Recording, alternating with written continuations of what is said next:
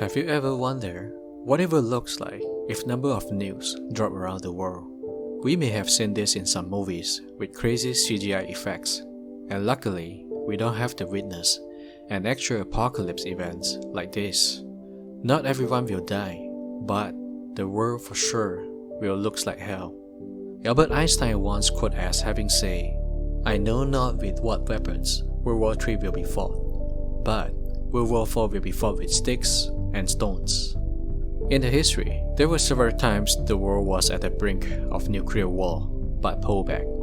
And one of the events will be today's topic, which is the most tense 10 hours in the history.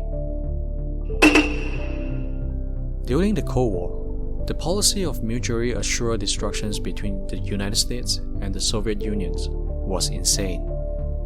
If one nation used nuclear weapons on another, then an equal response would have been doled out as soon as possible. In the fall of 1962, the Cold War escalated into an international crisis when the United States deployments of missiles in Italy and Turkey were matched by Soviet deployments of similar ballistic missiles in Cuba, which was just 90 miles away from Florida. The confrontations is considered the closest the Cold War came to escalating into a full-scale nuclear war. Between these 10 hours, there were two incidents happened in Eastern and Western Hemisphere consecutively, and humanity were lucky enough to escape from exterminations twice in these 10 hours.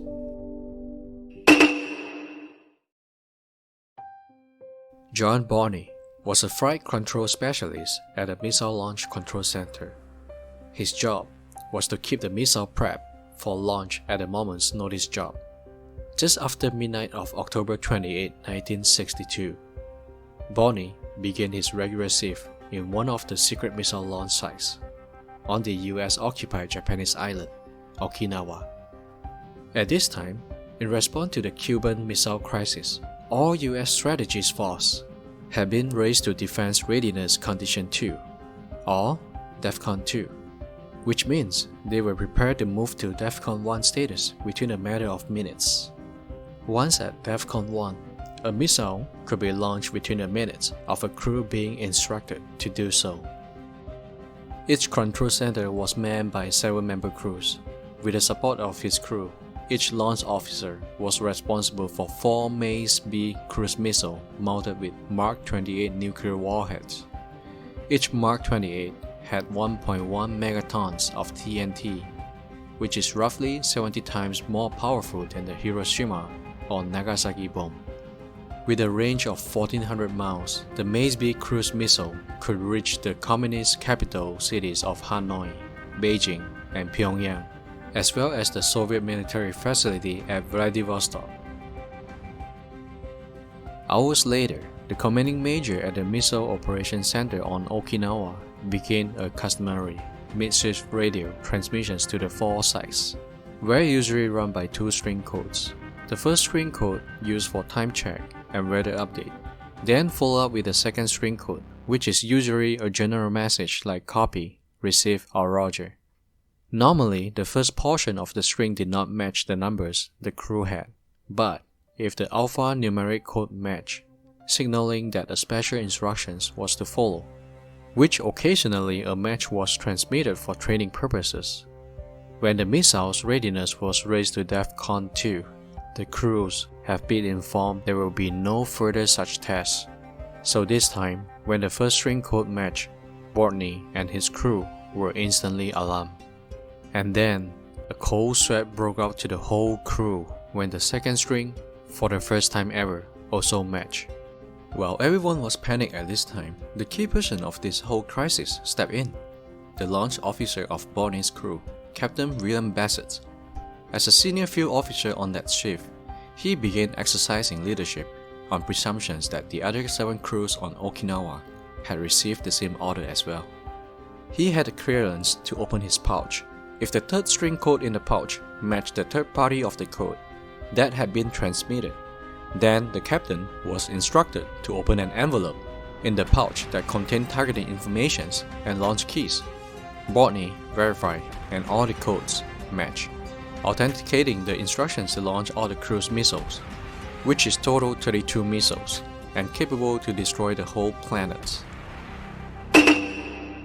Bassett, however, realized that something must be wrong, because under military regulations, nuclear missiles would only be launched when the United States forces were at DEFCON 1, which is the highest state of readiness for war, but they were at DEFCON 2. This is highly irregular, and Bassett decided to proceed with cautions, because this may be the real thing, or it will be the biggest screw-up they will ever experience in their lifetime. While Bassett consulted by phone with some of the other launch officials, the crew wondered whether the DEFCON 1 order had been jammed by the enemies, while the weather report and coded launch order had somehow managed to get through. Another concern coming from one of the other launch officials, Okinawa were the target of preemptive strike and was already underway. In rush to respond, commanders had disbanded with the step to DEFCON 1. But every moment that went by without the sounds of an explosion make these possible explanations seem less likely. Still, to prevent the launches that was about to make a huge impact to the world, Captain Bassett ordered his crew to run a final check on each of the missiles' launch readiness. Then, what really shocked the whole crew was 3 out of 4 targets were not in Russia, but non-belligerent countries. At the same time, another launch officer reported that his list had 2 non-Russia targets. The crew had no idea why they were ordered to open fire to these countries. It didn't seem right. Instead of launch the missiles, Captain Bassett ordered to have the bay doors for the non-Russian targeted missiles remain shut, but open the door for the Russia-designated missiles. It was extremely stressful to Bassett. He got on the radio and advised all other crews to take the same measures through the mid-shift broadcast. Then immediately, he called the missile operation centers and asked for a resend order. Bassett was hoping the command center realized the first transmission coded instructions had been issued in error and able to rectify the matters. But what they were getting back was the code launch instructions was repeated unaltered. That means it was not an error. To the whole crew's consternations, its launch officers, a lieutenant, decided that Bassett did not have the authority to override the repeated order of the major.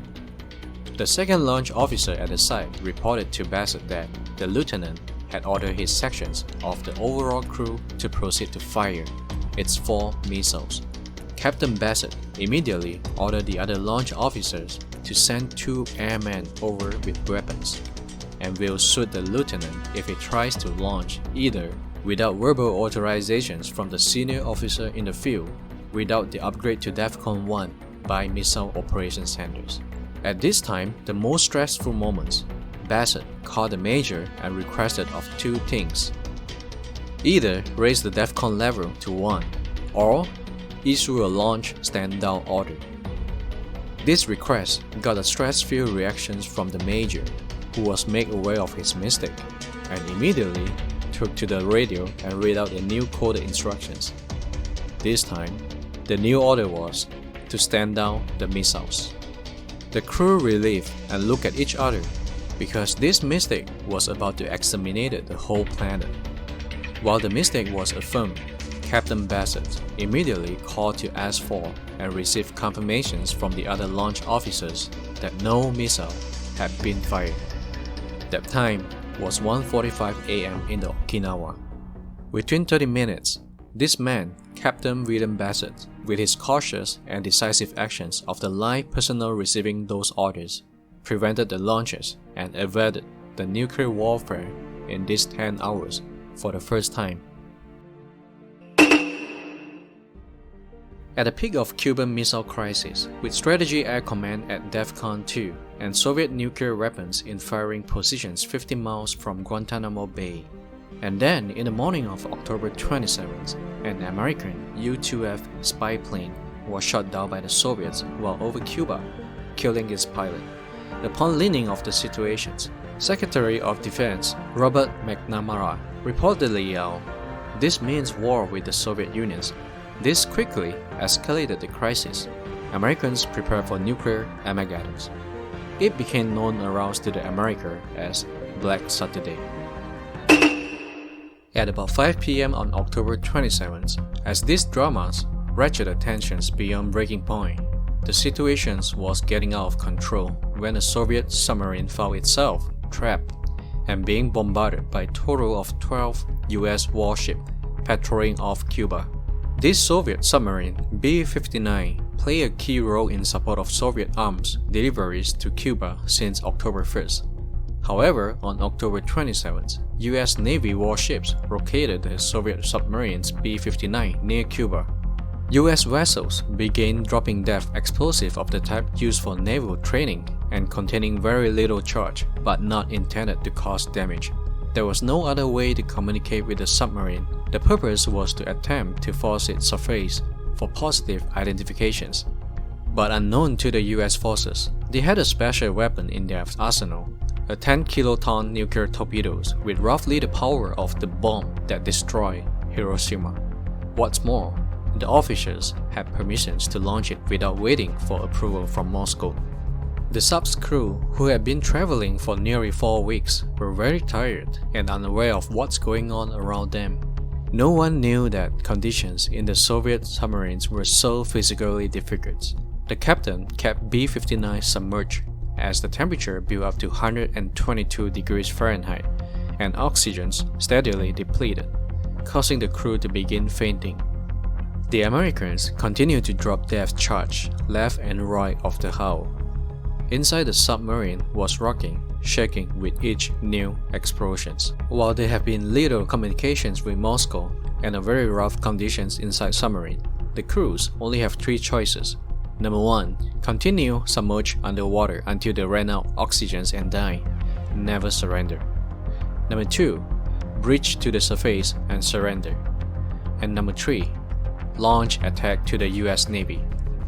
The unstable captain, Valentin Savitsky, believed that the nuclear war had already broken out between the Soviet Union and the United States, and he ordered his men to use a 10-kiloton nuclear torpedo to be prepared for firing.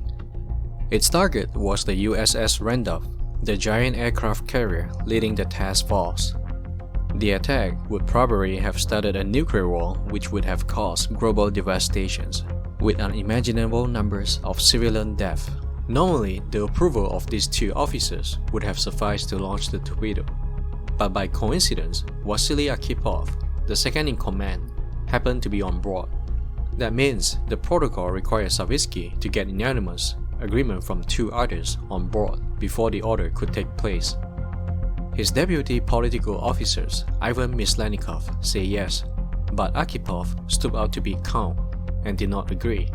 Arkhipov vehemently argued that since no orders had come in a long time, such a drastic action as firing the nuclear torpedo was a signal. He told the captain that the ship was not in danger, and the submarine should surface to contact Moscow. According to some accounts, Arkhipov argued at length with Savitsky before the latter calmed down and ordered B-59 to surface. 4 hours later, as the submarine's batteries had run very low and its air conditioning had failed, the level of carbon dioxide in the air reached a critical, practically deadly for people mark. B-59 had to surface and was surrounded by the US warships. Arkhipov's decision was right. The war didn't start. The Americans didn't board. There were no inspections either. Instead, the Russians turned away from Cuba and back to Russia. President Kennedy had been worried about the possibility of a crash between American warships and Soviet submarines in the Caribbean, and it is absolutely clear his fears were justified. It is impossible to know exactly what would have taken place if Arkhipov wasn't on board in B-59 that day. The act of aggression of Savitsky's order to launch a torpedo would have led to global nuclear war. 10 hours ago, an American, William Bassett, acted against military order and stopped the launch of nuclear bombs. 10 hours later, a guy from Soviet Union, Arkhipov, stopped the nuclear war from happening.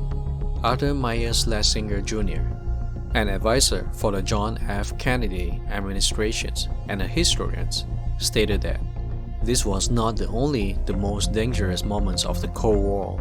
It was the most dangerous moment in human history. Both of their actions allowed the United States to negotiate peace with the Soviets.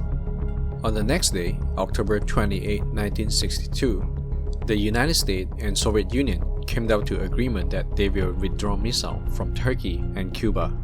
That treaty resolved the Cuban Missile Crisis. Unfortunately, such heroic actions was not well recognized. Immediately upon return to Russia, many crew members were faced with disgrace from their superiors. One admiral told them it would have been better if they gone down with the ship. But the fact they didn't know that the submarine was nuclear armed. Arkhipov endured all the criticisms and kept the secrets to his death. After he passed away 4 years later in 2002, a retired commander revealed the secret in a press conference that the submarines were armed with nuclear torpedoes and told the story that Arkhipov was the reason those devices had not been fired. 59 years after he avoided nuclear war and 19 years after his death, Arkhipov is to be honored with his family, the first recipients of a new award. A man called Vasily Arkhipov saved the world. In 2015, John Bortney, at age 74, had to keep a personal history to himself for more than 5 decades. Only recently has the United States Air Force given him permissions to tell the tale to the United Nations and make a powerful case that William Bassett saved humanity from Armageddon during the Cuban Missile Crisis. However, Captain Bassett died in 2011, and nobody say a peep for over 50 years. Until now, Bortney remembered in the beginning of the crisis, Captain Bassett warned his men, "If this is a screw-up and we did not launch, we get no recognitions." And this never happened. At the end of it all, Bassett said, "None of us will discuss anything that happened here tonight, and I mean anything. No discussions at the barracks, in a bar, or even here at the launch site. You do not even write home about this." Am I making myself perfectly clear on this subject? According to Bortney, they were called upon to participate in the court-martial of the major who issues the launch order.